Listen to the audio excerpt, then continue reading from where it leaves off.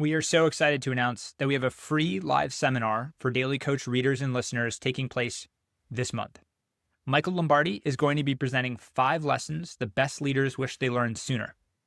It's never too late to go back to school, so join us on September 23rd at 2:30 p.m. Eastern, 11:30 a.m. Pacific for our live event and Q&A. This is limited to the first 400 registrants. You can sign up at thedaily.coach or by visiting the link in the description. If you can't make it live, for the first time, we're going to be sharing the recording, so register anyway, and we'll send it to you after the event. We look forward to seeing you there.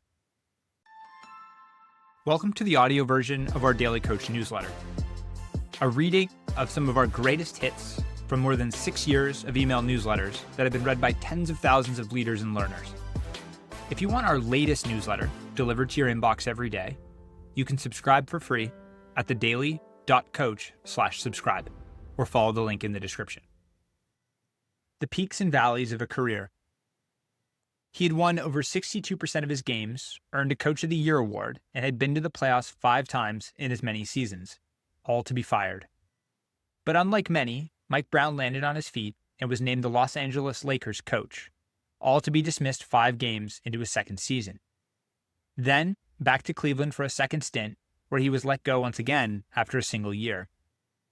In April 2023, Brown, the thrice-fired coach who was mocked and ridiculed for his previous tenures, was named NBA's Coach of the Year for a second time after guiding the Sacramento Kings to their best season in 15 years. Conversely, Nick Nurse, who won a championship in his first season with the Raptors, Coach of the Year in the second, and was dubbed by Sports Illustrated the best coach in the NBA, was fired the same week. So what's the relevance of all of this to us? As leaders, we work tirelessly and methodically to put our teams in the best positions to succeed. We comb over reports, consider countless hypotheticals, agonize over details just about everyone else would consider trivial.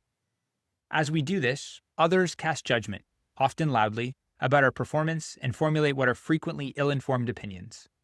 For us as coaches, executives, and leaders, it's important to remember that whether we're winning awards or receiving pink slips, very rarely are we as good or as bad as we may feel in a particular moment.